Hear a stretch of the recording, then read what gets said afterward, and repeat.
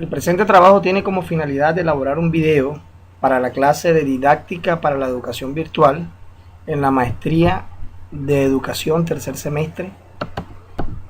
El ciclo celular mitótico es el ciclo de división que permite a los seres vivos su propagación. En los organismos unicelulares la división implica una verdadera reproducción, ya que este proceso permite la producción de dos células hijas que maduran y se convierten en dos individuos distintos. En los organismos multicelulares se requiere mucha más secuencia de divisiones celulares para crear un nuevo individuo. La división celular también es necesaria en el cuerpo para reemplazar las células perdidas por desgaste, mal funcionamiento o por muerte celular programada. Es importante señalar que en las células somáticas las células producidas son genética, estructural y funcionalmente idénticas tanto a la célula madre como entre sí, a menos que hayan sufrido mutaciones. Las nuevas células heredan un duplicado exacto de la información hereditaria a la célula materna. Para que esto se lleve a cabo, es necesario que la célula madre coordine un conjunto complejo de procesos citoplasmáticos y nucleares.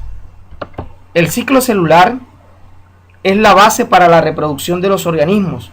Su función no es solamente originar nuevas células, sino asegurar que el proceso se realice en forma debida y con la regulación adecuada.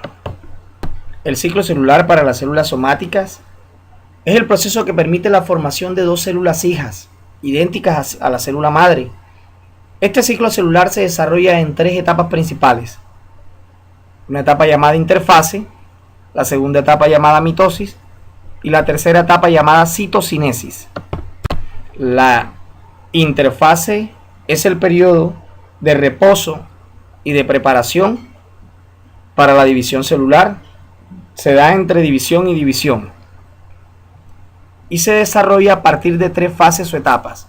Una primera fase llamada fase G1 o fase GAP, una segunda fase llamada fase de síntesis y una tercera fase llamada fase GAP2. En la fase G1 de la interfase, la célula aumenta su tamaño y comienza la replicación del material genético. En la fase S, llamada fase de síntesis, la célula produce o sintetiza las proteínas necesarias para el proceso de división nuclear. Y en la fase G2, que es una fase de reposo, la célula sigue duplicando el material genético.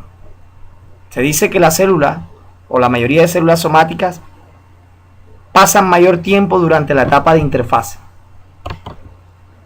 La segunda etapa del ciclo celular para células somáticas es la mitosis.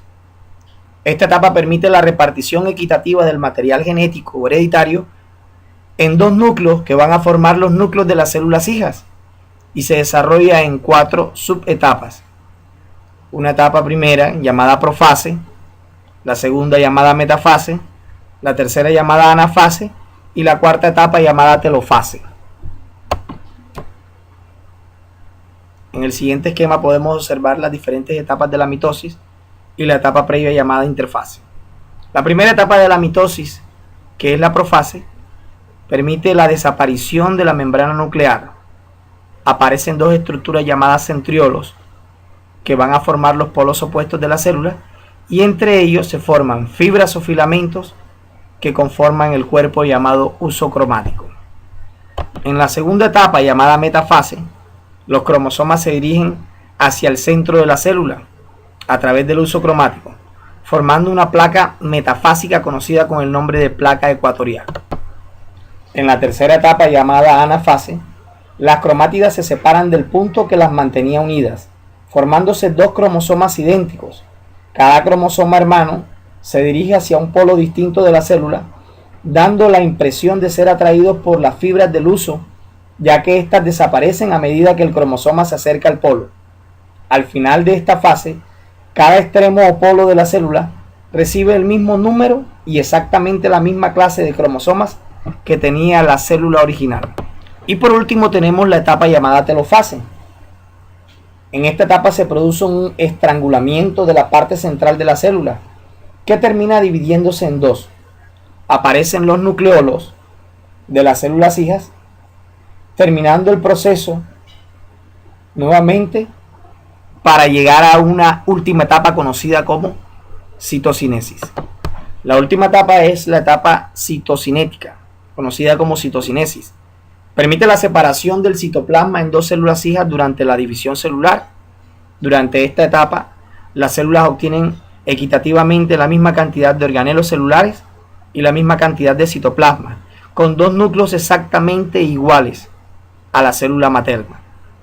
Cabe resaltar que el proceso de división celular es uno de los procesos más importantes para el mantenimiento de la vida.